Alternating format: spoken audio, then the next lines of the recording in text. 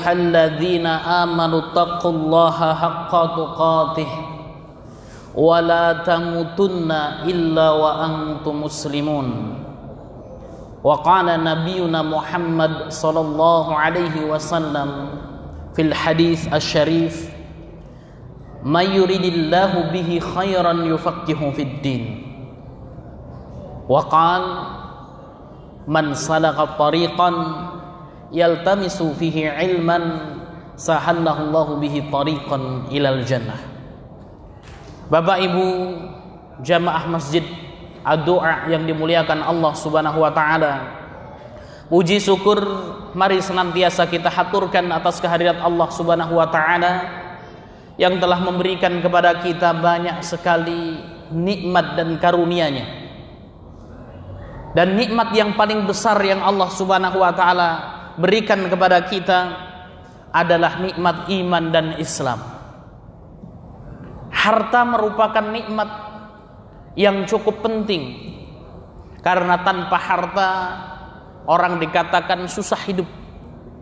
Akan tetapi harta Allah Subhanahu wa taala memberikannya baik kepada orang yang beriman kepada Allah maupun kepada orang yang tidak beriman kepada Allah Subhanahu wa taala. Orang yang sholat diberikan harta oleh Allah, orang yang tidak sholat pun juga diberikan harta oleh Allah Subhanahu wa taala. Kita mengatakan harta merupakan nikmat yang berharga, akan tetapi ada yang lebih berharga dari itu, yaitu nikmat kesehatan. Apa buktinya bahwasanya kesehatan lebih penting daripada harta? Dalilnya atau buktinya, seseorang rela menghabiskan hartanya untuk mencari kesehatan. Ada orang yang sakit, kemudian dia habiskan hartanya, ia jual hartanya untuk apa? Untuk membeli kesehatan. Akan tetapi kesehatan tersebut juga Allah Subhanahu wa taala berikan baik kepada orang yang beriman kepada Allah dan juga kepada orang yang tidak beriman kepada Allah. Akan tapi ada sebuah nikmat yang hanya diberikan oleh Allah Subhanahu wa taala untuk kepada orang-orang yang dicintainya, yaitu nikmat iman dan Islam. Dan kita hadir di tempat ini dikarenakan nikmat iman dan Islam. Bahkan orang yang sakit pun akan datang ke majelis-majelis ta'lim, akan datang ke masjid. Apa yang menjadikan ia datang ke masjid tersebut adalah karena iman dan Islam yang ada di dadanya. Maka nikmat terbesar yang Allah Subhanahu wa taala berikan kepada kita adalah nikmat iman dan Islam. Salawat serta salam semoga senantiasa tercurahkan kepada junjungan Nabi besar kita Muhammad sallallahu alaihi wasallam beserta keluarganya, para sahabatnya, para tabi'in, tabi'ut tabi'in, dan seluruh pengikutnya yang senantiasa mengikuti jejak dan risalah beliau sampai yaumul qiyamah. Bapak Ibu yang dimuliakan Allah Subhanahu wa taala, ada sebuah fenomena yang menjadi salah satu sebab pecahnya masyarakat. Dan fenomena ini pula yang menjadi salah satu sebab berpecahnya hubungan antar bertetangga.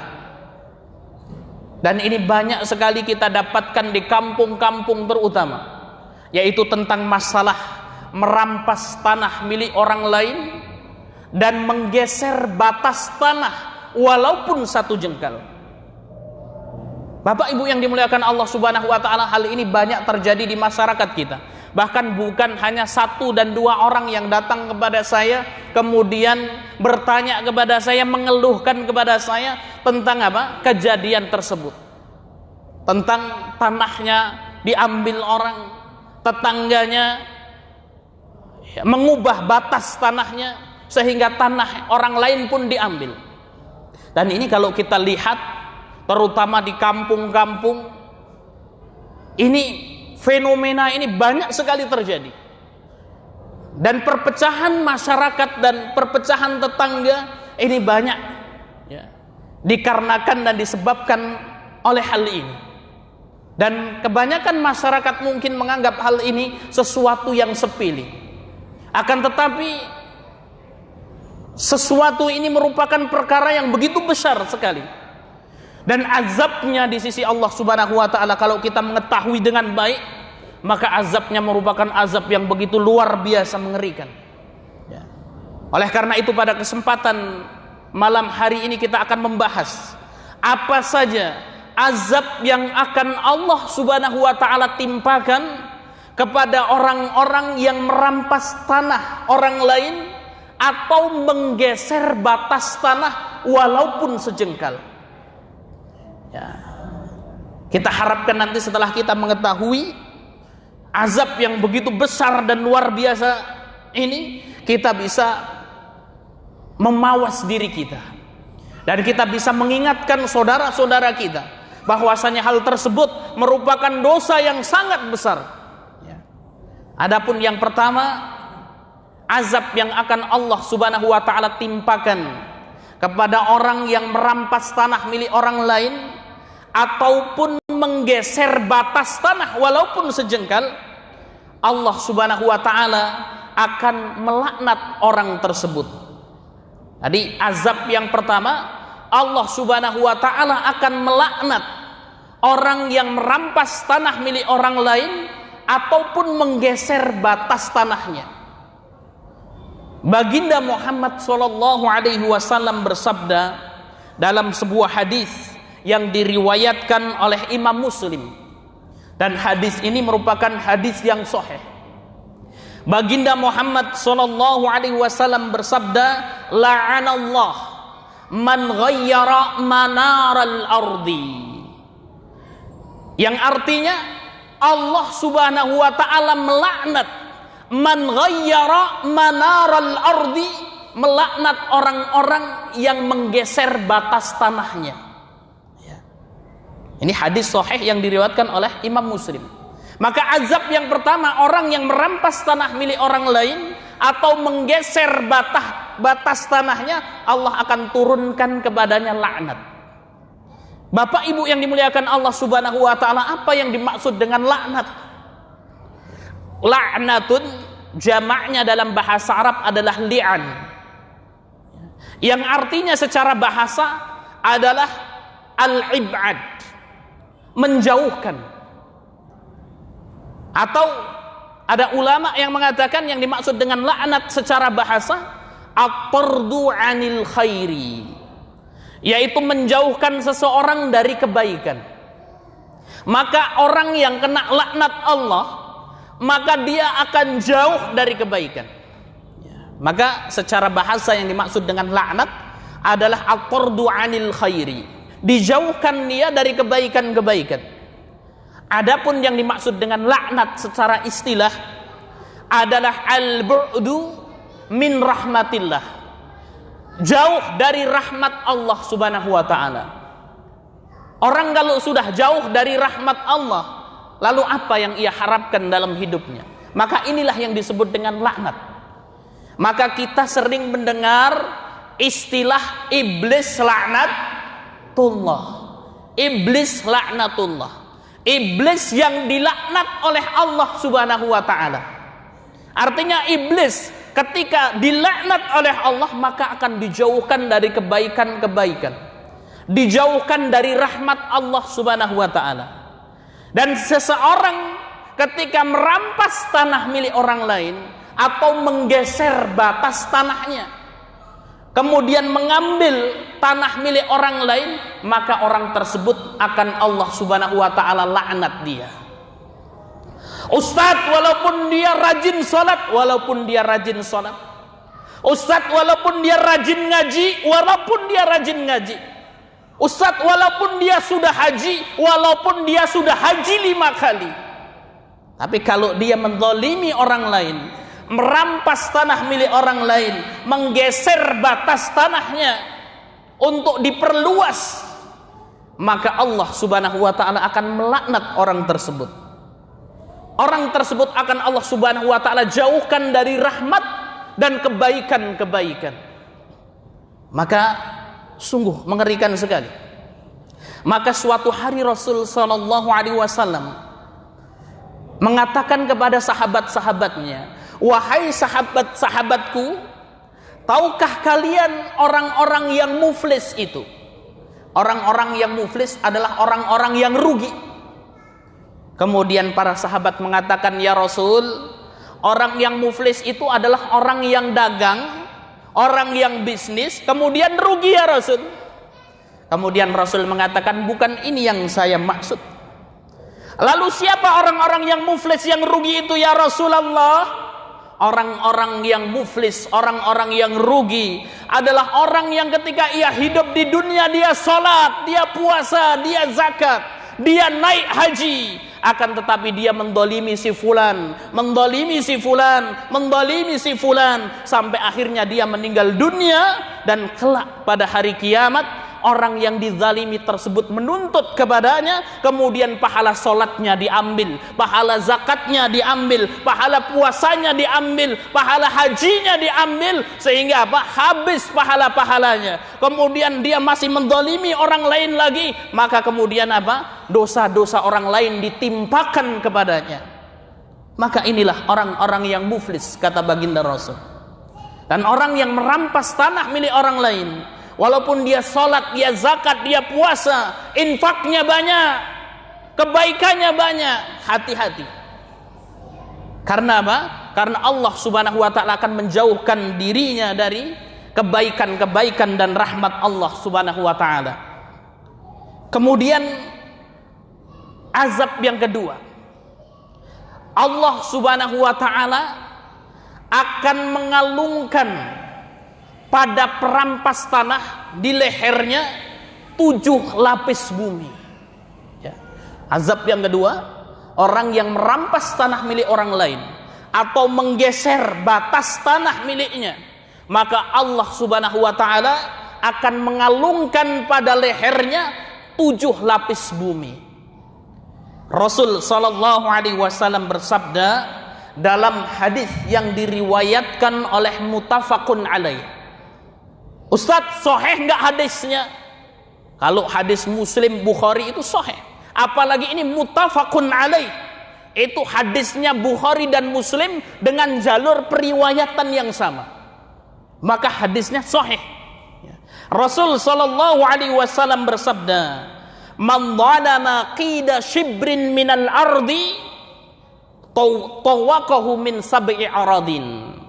Kata Rasul, "Man dhalama qida shibrin minal ardi." Siapa saja, kata baginda Muhammad, yang berbuat zalim qida shibrin minal ardi, dengan merampas atau mengambil tanah orang lain walaupun sejengkal. Qida shibrin itu adalah walaupun sejengkal. Ya. Maka kata baginda Muhammad, tuwiqahu min sab'i aradin, maka kelak ketika dia mati, ketika dia meninggal dunia, Allah subhanahu wa ta'ala akan mengkalungkan pada lehernya 7 lapis bumi. Ya. Bapak ibu yang dimuliakan Allah subhanahu wa ta'ala, dalam hadis ini jelas sekali disebutkan qida shibrin minal ard, merampas sejengkal tanah. Ini tidak disebutkan 10 meter tanah atau 5 meter tanah atau 1 meter tanah, tidak. Shida kibrin minal ard, akan tapi sejengkal tanah saja. Kalau sejengkal tanah berapa senti, Pak? Berapa senti ini kira-kira? 5. Ya. Ustadz, berarti kalau setengah setengah kilan gitu, kalau orang Jawa ngatakan boleh Ustadz, dikit aja, nggak ada qida shibrin, nggak ada 1 jengkal. Kalau setengah jengkal boleh berarti Pak Ustadz? Ya, sama, tidak boleh. Walaupun sejengkal saja, maka apa? Allah subhanahu wa ta'ala akan mengkalungkan pada perampas tanah tersebut pada hari kiamat 7 lapis bumi. Merebut tanah orang sejengkal, Pak. Ketika dia mati, maka apa? Allah langsung akan mengkalungkan pada orang tersebut 7 lapis bumi. Ya. Kita bisa bayangkan kalau ada orang, ya, kemudian apa? Ada sebuah karung yang besar. kemudian diisi batu yang banyak itu karung, kemudian dikasih tali, dikasih tambang, dikalungkan pada leher orang tersebut. Apa yang terjadi, Pak? Ya, kalau orang Jawa ngomongnya sengkleh gitu ya, udah nggak bisa jalan dia. Ya, ini satu karung batu saja. Lalu bagaimana kalau apa? Allah Subhanahu wa ta'ala kalungkan dengan 7 lapis bumi. Kita tentunya ingat Bapak Ibu yang dimuliakan Allah Subhanahu wa ta'ala, dengan peristiwa besar tsunami yang terjadi atau gempa bumi di Palu dan Donggala. Nah, ini yang Allah Subhanahu wa ta'ala goncang itu belum 7 lapis bumi. Ya, sangat berat sekali ketika dikalungkan bumi ini ke leher orang tersebut. Apa yang terjadi? Maka ini azab yang begitu luar biasa sekali. Kemudian yang ketiga, Allah Subhanahu wa ta'ala akan menenggelamkan perampas tanah orang lain. Allah Subhanahu wa ta'ala akan menenggelamkan orang yang menggeser batas tanah orang lain sampai ke dasar bumi. Ya, Allah Subhanahu wa ta'ala tenggelamkan. Walaupun apa? Walaupun 1 jengkal. Akan tapi 1 jengkal itu kalau kita selusuri ke bawah itu ada berapa lapis bumi? Ada 7 lapis bumi. Dan Allah Subhanahu wa ta'ala akan tenggelamkan orang tersebut sampai dasar bumi. Maka Rasul sallallahu alaihi wasallam bersabda, "Man akhadha minal ardi syai'an bighairi haqqihi," kata Rasul. Man akhadha, barang siapa yang mengambil tanah milik orang lain, syai'an, disebutkan syai'an. Syai'an itu artinya di sini adalah walaupun sedikit. Ya. Mengambil tanah milik orang lain walaupun sedikit, kata Rasul. Ya. Maka khusifa lahu bihi yaumal qiyamah ila sab'i aradin. Maka Allah Subhanahu wa ta'ala pada hari kiamat kelak akan menenggelamkan orang tersebut sampai ke dasar bumi. Ya. Jadi bagaimana kondisinya orang yang ditenggelamkan oleh Allah ke dasar bumi? Kalau tadi kita sebutkan, kita ingat dengan peristiwa tsunami yang terjadi pada tahun berapa, Pak? 2000 berapa? Lupa. 2016 ya, Mas. Itu bagaimana ketika tsunami itu dengan air yang begitu besar kemudian menghancurkan kota Aceh itu. Ditenggelamkan oleh Allah Subhanahu wa ta'ala. Rumah-rumah, nyawa, berapa nyawa yang hilang. Kemudian kita tadi ingat bagaimana peristiwa yang terjadi di Palu dan Donggala. Itu apa? Rumah-rumah Allah Subhanahu wa ta'ala tenggelamkan ke bumi. Dan itu yang bergeser hanya lapisan bumi saja. Belum sampai ke dasar bumi yang 7 itu. Lalu bagaimana ketika 1 orang kemudian Allah Subhanahu wa ta'ala tenggelamkan dia ke dasar bumi yang paling dalam? Mungkin Bapak Ibu yang dimuliakan Allah Subhanahu wa ta'ala, kalau ada di hadapan kita kemudian orang yang tenggelam di sungai, bagaimana kondisi orang tersebut? Pasti dia akan berteriak, dia akan meminta tolong kalau dia tidak bisa berenang. Ya, kemudian bagaimana kondisinya ketika orang tersebut tenggelam? Ya, kondisinya pasti sangat sulit sekali. Atau ketika kita melihat orang, ada seseorang yang kita pegang kepalanya, kemudian setelah itu kita masukkan ke bak mandi itu yang berisi air. Ya. Ini kalau bahasa Jawa ini didelepno gitu ya, Pak ya. Ya. Lalu bagaimana yang akan terjadi kondisinya? Pasti apa? Begitu memberontak dia. Dia ingin keluar dari situasi yang begitu sulit tersebut. Dan ini Allah Subhanahu wa ta'ala akan menenggelamkan orang-orang yang merampas tanah milik orang lain atau menggeser batas tanahnya, ditenggelamkan bukan di air, akan tapi Allah Subhanahu wa ta'ala akan tenggelamkan ke dasar bumi.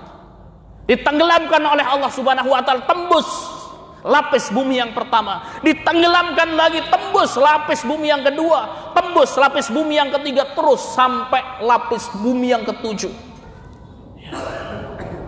Maka akan hancur itu seluruh tubuhnya. Dan ini merupakan sebuah kondisi yang begitu mengerikan sekali. Dan itu Allah Subhanahu wa ta'ala timpakan kepada orang-orang yang merampas tanah milik orang lain ataupun menggeser batas tanah walaupun sejengkal. Bapak Ibu yang dimuliakan Allah Subhanahu wa ta'ala, kemudian azab yang keempat. Orang yang merampas tanah milik orang lain itu merupakan sebuah kezaliman. Dan Allah Subhanahu wa taala akan menyiapkan bagi orang-orang yang zalim neraka jahanam. Maka Allah Subhanahu wa taala berfirman dalam surat As-Saffat ayat yang ke-22 sampai ke-23. Bismillahirrahmanirrahim. Uhsyurul ladzina zalamu wa aswajahum wa ma kanu ya'buduna min dunillah fahduhum ila siratil jahim. Kata Allah Subhanahu wa taala, uhsyurul ladzina zalamu, kumpulkanlah orang-orang yang berbuat zalim, wa aswajahum, dan teman-teman sejawat mereka. Maka para ulama di sini mengatakan yang dimaksud orang-orang yang zalim yang dikumpulkan di sini adalah orang-orang yang mensekutukan Allah Subhanahu wa taala. Orang-orang yang berbuat kesyirikan kepada Allah Subhanahu wa taala. Dan juga orang-orang yang melakukan perbuatan-perbuatan dosa. Dan merampas tanah milik orang lain itu merupakan dosa besar. Karena ciri-ciri bahwasanya dosa tersebut merupakan dosa besar adalah apa? Allah Subhanahu wa taala melaknat orang tersebut. Ya. Maka dalam hadis yang pertama sudah kita sebutkan, la'anallah, Allah melaknat man ghayaral manaral ardi, orang-orang yang menggeser tanah mereka. Maka merampas tanah milik orang lain atau menggeser batas tanahnya walaupun sejengkal itu merupakan sebuah dosa besar. Dan itu merupakan sebuah kezaliman di mana Allah Subhanahu wa taala akan mengumpulkan orang-orang yang zalim. Ya. Kemudian apa? Di sebuah neraka, fahduhum ila siratil jahim, dan tunjukkanlah mereka, giringlah orang-orang yang zalim itu ke neraka jahanam. Bapak Ibu yang dimuliakan Allah Subhanahu wa taala, suatu hari malaikat Jibril alaihi salam turun menemui baginda Rasul sallallahu alaihi wasallam. Kemudian malaikat Jibril mengabarkan kepada baginda Nabi tentang neraka jahanam. Kemudian Jibril mengatakan, "Ya Rasulullah, neraka jahanam itu warnanya asalnya merah. Seperti api-api kita, warnanya merah, Bapak Ibu. Kemudian Allah Subhanahu wa taala membakarnya selama 1000 tahun sehingga warnanya menjadi putih. Kemudian Allah membakarnya lagi selama 1000 tahun hingga warnanya menjadi hitam." Ya, jadi api neraka itu warnanya merah, dibakar 1000 tahun jadi putih warnanya, dibakar lagi 1000 tahun sampai hitam. Dan tidaklah apa? Orang dilempar dalam neraka jahanam tersebut melainkan langsung otaknya akan mendidih. Karena saking panasnya. Disebutkan Bapak Ibu yang dimuliakan Allah dalam hadis, seandainya neraka jahanam itu berlubang sebesar 1 lubang jarum. Jadi kalau neraka jahanam itu bocor, Bapak Ibu yang dimuliakan Allah, berlubang sebesar 1 lubang jarum, maka niscaya seluruh muka bumi ini akan hancur lebur. Ya. Lalu bagaimana ketika seorang yang dimasukkan dan dilemparkan ke neraka jahanam tersebut, ya, mau jadi seperti apa? Ya. Dan ini Allah Subhanahu wa taala siapkan bagi orang-orang yang berbuat zalim. Orang-orang yang mensekutukan Allah Subhanahu wa taala, orang-orang yang melakukan perbuatan dosa, orang-orang yang menzalimi saudaranya, termasuk di dalamnya adalah orang-orang yang merampas tanah milik orang lain atau mengubah batas tanahnya. Bapak Ibu yang dimuliakan Allah Subhanahu wa taala, kita masuk kepada azab yang kelima. Merampas tanah. Sudah kita ketahui bersama bahwasanya merampas tanah itu merupakan sebuah kezaliman. Dan orang yang berbuat zalim pasti akan mendapatkan doa dari orang yang dizalimi. Ya. Kita mendengar ya ada ulama ketika dizalimi ya kemudian apa? Ya setelah itu dia mendoakan kebaikan. Ya. Tapi ini 1001. Ya, ada seorang ulama di pasar kemudian dicuri barangnya. Ya kemudian setelah itu mengatakan apa? Sudah ya, semudah-mudahan bermanfaat uangnya bagi pencuri tersebut. Mungkin butuh. Ya. Ini orang seperti ini 1001 Bapak Ibu yang dimuliakan Allah. Ya, kalau orang pada umumnya kalau dizalimi bagaimana Pak? Ya, pasti dia apa? Pasti dia akan mendoakan. Ya. Dan kalau yang didoakan baik, alhamdulillah. Tapi kalau didoakan adalah doa-doa keburukan, ini yang begitu mengerikan sekali. Ya. Dan orang terkadang apa? Ketika kita berbicara tentang masalah batas tanah, orang yang terzalimi tersebut pertama mungkin karena apa? Dia kalah jabatannya. Satunya jabatannya tinggi. Kemudian setelah itu apa? Ya, berdebatlah sama orang yang tanahnya mau dizalimi tersebut. Kalah dia. Kenapa? Karena dia takut. Atau mungkin hartanya lebih banyak dan lain sebagainya. Orang lawannya ini lebih kuat dan lain sebagainya. Sehingga apa? Dia menjadi orang terzalimi. Maka hati-hati dengan doa orang yang dizalimi Bapak Ibu yang dimuliakan Allah Subhanahu wa taala. Maka baginda Muhammad sallallahu alaihi wasallam bersabda, "Salasatun da'watul la turaddu." Ada 3 doa yang tidak mungkin ditolak oleh Allah Subhanahu wa taala. Doanya pasti dikabulkan oleh Allah Subhanahu wa taala. Yang pertama, al-imamul adil. Doa pemimpin yang adil. Ya. Maka kalau kita punya pemimpin yang adil itu doanya akan diijabahi oleh Allah Subhanahu wa taala. Ya. Siapa contoh pemimpin yang adil? Kita kembali kepada sejarah. Ada ya khalifah yang disebut oleh para ulama yang disebut dengan khulafa Rasyidin yang kelima, yaitu Umar bin Abdul Aziz. Itu seorang pemimpin yang begitu adilnya. Sampai ketika itu apa? Dia berdoa kepada Allah selama di bawah kepemimpinannya, maka apa? Semuanya harus sejahtera. Maka di bawah kepemimpinannya lah ya ada domba bersahabat ya dengan serigala. Ya, serigala makanannya apa Pak? Domba. Tapi di zaman Umar bin Abdul Aziz, domba sama serigala mainan bareng. Kejar-kejaran, lari-larian, tidak saling memakan. Sampai akhirnya apa? Ada anak kecil kemudian apa? Dia mengembala dombanya, kemudian pulang dia menangis. Wahai bapakku, sesungguhnya domba kita mati dimakan serigala. Maka ketika itu bapaknya langsung menangis. Ya, apa yang terjadi wahai anakku? Domba kita meninggal, mati dimakan serigala. Menangislah ya bapak tersebut. Bukan menangisi domba yang meninggal dunia, akan tapi apa? Dia mengatakan, wahai anakku, ketahuilah bahwasanya hari ini Umar bin Abdul Aziz telah meninggal dunia. Sehingga apa? Doanya dicabut kembali oleh Allah Subhanahu wa taala. Al-imamul adil. Kemudian yang kedua, as-shaim hatta yuftira. Doanya orang yang berpuasa sampai ia berbuka. Maka ini doa yang diijabahi. Kemudian yang ketiga, wa da'watul madlum. Dan doanya orang yang terzalimi. Ya. Maka dalam hadis yang lain disebutkan, ittaqillah, takutlah. Ya.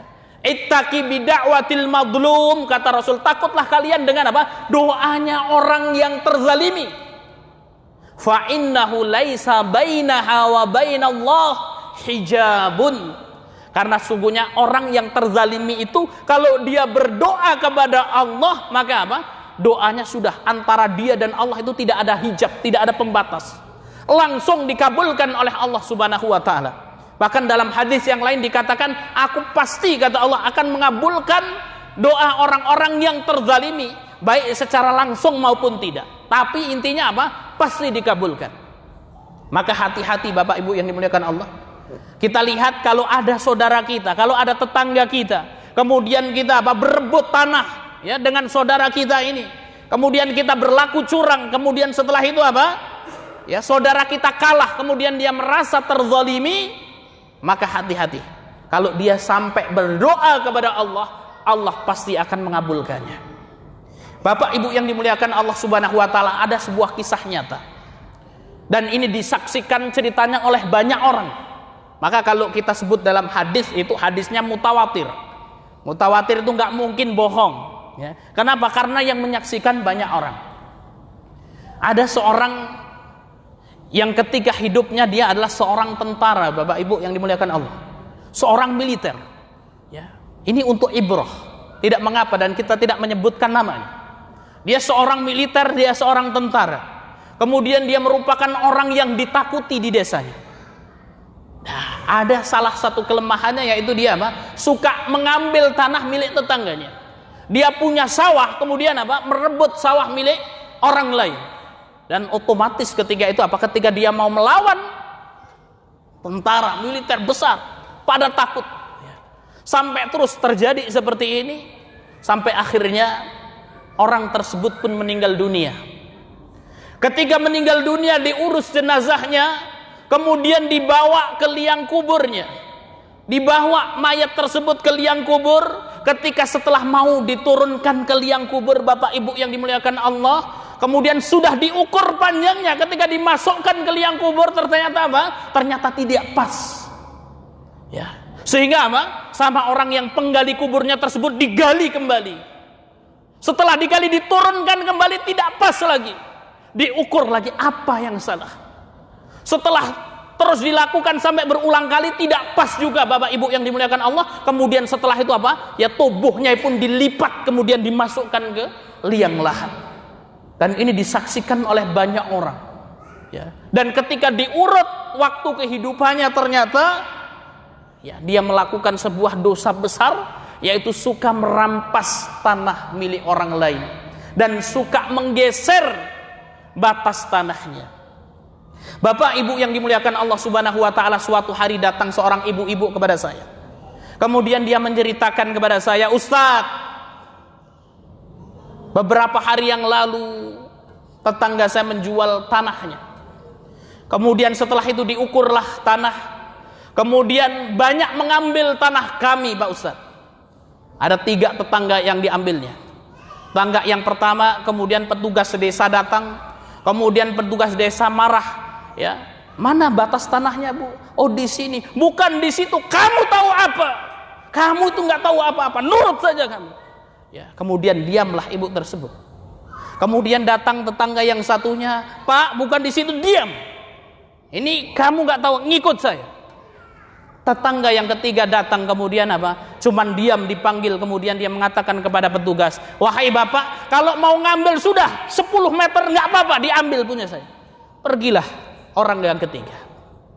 Akan tapi ada satu ibu-ibu, bapak ibu yang dimuliakan Allah, kemudian dia mengatakan, wallah Pak Ustaz, saya tidak ridho dengan hal tersebut, dan saya berdoa kepada Allah Subhanahu wa taala agar Allah Subhanahu wa taala memberikan pengadilannya. Ya, maka terus hari berganti dengan hari, bulan berganti dengan bulan. Kemudian Bapak Ibu yang dimuliakan Allah Subhanahu wa taala, ini kisah dari ibu tersebut. Ustadz, orang yang pertama tadi yang menzalimi saya Pak Ustadz, petugas desanya Pak Ustadz, sakit dan meninggal dunia. Orang yang kedua Pak Ustadz kemudian jatuh sakit stroke. Masih ada satu Pak Ustadz, ya. Dan saya tidak rela terhadap apa yang telah diperbuat kepada saya Pak Ustadz. Bapak Ibu yang dimuliakan Allah Subhanahu wa taala, ini azab yang kelima, bahwasanya orang-orang yang menzalimi orang lain, maka hati-hati, karena doa orang yang terzalimi tidak ada hijab, tidak ada perantara antara dirinya dan Allah Subhanahu wa taala. Bapak Ibu yang dimuliakan Allah Subhanahu wa taala, inilah azab yang akan Allah Subhanahu wa taala turunkan kepada orang-orang yang merampas tanah dan menggeser tanahnya walaupun sejengkal. Bapak Ibu yang dimuliakan Allah, kalau kita pikirkan, kira-kira apa manfaatnya ketika kita menggeser batas tanah kita? Kira-kira ada 5 meter, 10 meter, paling 1 meter, ya, 6 meter, 7 meter. Tapi manfaatnya apa coba? Kalau kita bayangkan, apakah kemudian setelah batasnya sudah digeser, kemudian orang tersebut bawa kasurnya, bawa bantalnya, kemudian tidur di perbatasan tanah tersebut? Tidak. Di mana tidurnya dia? Di kamarnya. Ya. Akan tapi kenapa orang hari ini banyak sekali menggeser batas tanah tersebut? Ya, terutama di desa-desa pertama kali ditanemin gitu Pak ya. Oh, ini ditanemin singkong ya, atau ditanemin tumbuh-tumbuhan ya. Ya nanti lama-lama menggeser. Oh, ini punya saya. Yang terjadi seperti itu. Ya. Padahal ini setan itu betul-betul cantik bermain di dalam hati manusia, Bapak Ibu yang dimuliakan Allah. Manfaatnya tidak ada, akan tapi begitu menggodanya setan ini. Ya, karena Karena azabnya itu begitu luar biasa sekali. Yang pertama, dia akan dilaknat oleh Allah Subhanahu wa taala. Kemudian yang kedua, Allah Subhanahu wa taala akan mengkalungkan kepada orang-orang yang merampas tanah, yaitu dengan 7 lapis bumi. Kemudian yang ketiga, Allah Subhanahu wa taala akan menenggelamkan orang yang merampas tanah dan menggeser batas tanah orang lain sampai ke dasar bumi. Kemudian yang keempat, Allah Subhanahu wa taala akan menyiapkan bagi orang-orang yang merampas tanah orang lain dengan neraka jahanam. Kemudian yang kelima, orang yang merampas tanah dan menggeser batas tanah orang lain akan mendapatkan doa dari orang yang dizalimi tersebut. Setan pintar bermain cantik ini, ya. Padahal manfaatnya tidak ada. Ya, akan tapi hari ini sering terjadi di masyarakat seperti ini. Ya, oleh karena itu Bapak Ibu yang dimuliakan Allah Subhanahu wa taala, penting bagi saya. Ya, penting sekali saya sampaikan pada kesempatan majelis kali ini. Bapak Ibu yang dimuliakan Allah, kira-kira kasihan enggak kalau kita melihat tetangga kita mendapatkan azab ini? Kasihan. Oleh karena itu di sini saya mengingatkan, bagi Bapak Ibu sekalian yang punya tanah, maka segera ya tanahnya diurus sertifikatnya. Tanahnya diurus sertifikatnya. Ini untuk apa? Untuk melindungi, menjaga hak kita dan menjaga saudara kita. Ya, pernah Bu, ada sebuah kisah ya. Bapak-bapak ketika itu sudah masuk isya Pak ya. Kita lanjutkan sedikit ceritanya. Ya, ketika itu bapak-bapak tersebut ya didatangi oleh tetangganya. Kemudian dia mengatakan, wahai bapak, bahwasanya batas tanah saya ini ke sini. Tanahmu itu masih milik saya. Ya, sampai akhirnya kemudian ya tanah tersebut ya sudah dibangun sebuah rumah seperti ini. Kemudian setelah itu ngotot ya bapak yang menggugat tadi ini, batas tanah saya sampai sini. Ya, kemudian niatnya ingin ingin memperluas tanah dia. Kemudian setelah itu tunggu saja Pak, tunggu sebentar. Insya Allah nanti saya akan datang lagi ke sini, kita ketemuan di sini. Pulanglah bapak tersebut yang digugat. Akan tapi di rumahnya dia sudah punya sertifikat tanah, kemudian datang. Dibawa sertifikatnya. Lihat Pak, silahkan diukur. Ketika diukur ternyata rumah keponakan dia pondasinya masuk punya bapak yang digugat tersebut. Nih lihat.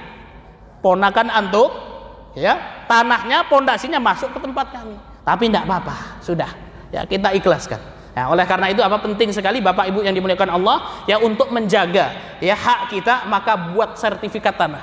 Ya, buat sertifikat tanah itu lebih aman untuk menjaga diri kita dan untuk menjaga orang lain agar tidak mendapatkan azab yang begitu mengerikan ini. Demikian Bapak Ibu yang dimuliakan Allah Subhanahu wa taala yang bisa kita sampaikan, ya mudah-mudahan bermanfaat dan memberikan wawasan bagi kita, memberikan peringatan bagi diri saya dan kepada Bapak Ibu sekalian. Ya, kita akhiri ya majelis kita dengan lafaz hamdalah dan doa kafaratul majelis. Alhamdulillahirabbil alamin. Subhanakallahumma wa bihamdika asyhadu an la ilaha illa anta astaghfiruka wa atubu ilaik. Wal akhiru wassalamu alaikum warahmatullahi wabarakatuh.